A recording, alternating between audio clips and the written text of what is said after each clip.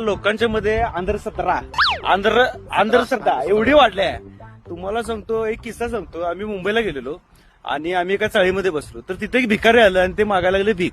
तर त्याला कोण भीक दिना आणि सगळे त्याला चला जा हे कशाला आले असं त्याला हे करायला लागले.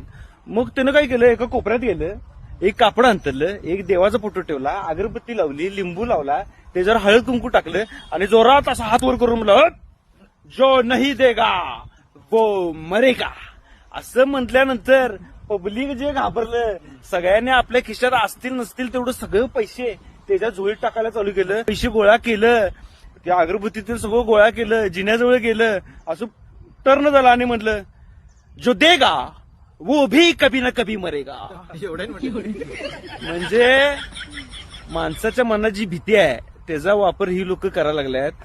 धर्माचा शोध लोकांची भीती कमी करण्यासाठी लागला होता, लोकांचा आत्मविश्वास वाढावा म्हणून लागला होता, आणि झालंय उलट. या भीतीचा वापर करून आता कोल्हापूरमध्ये चुटकी बाबा अरे नावातच आहे चुटकी बाबा, तर लोकांना कळत नाही. आणि पुण्यामध्ये एकाला 14 कोटीला फसवलं. त्याला सांगितलं, तुझे जे पैसे आहेत हे तुला निगेटिव्ह व्हायब्रेशन क्रिएट करायला लागल्यात आणि ते तू पैसे मला दे. अहो, पैशासाठी सगळं चाललंय, पैसे कधी निगेटिव्ह व्हायब्रेशन करेल काय? एवढं साधं डोकं चालत नाही. आणि देव अंगात येतोय आणि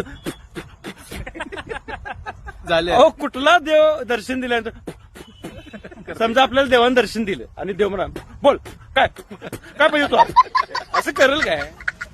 काय देवाचे कन्सेप्ट करून ठेवले आहेत.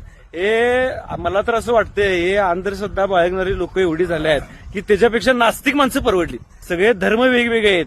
खरं अंधश्रद्धाच्या बाबतीत सगळे धर्म एकच आहेत. तुमच्या शहरामध्ये असं जर कोणी चुटकीवाला बाबा असेल तर तुमच्या मित्र पाहुण्यांना आगा करा. आणि पहिला जे सांगितलेलं लक्षात ठेवा, जो नहीं देगा वो मरेगा, जो देगा वो भी मरेगा.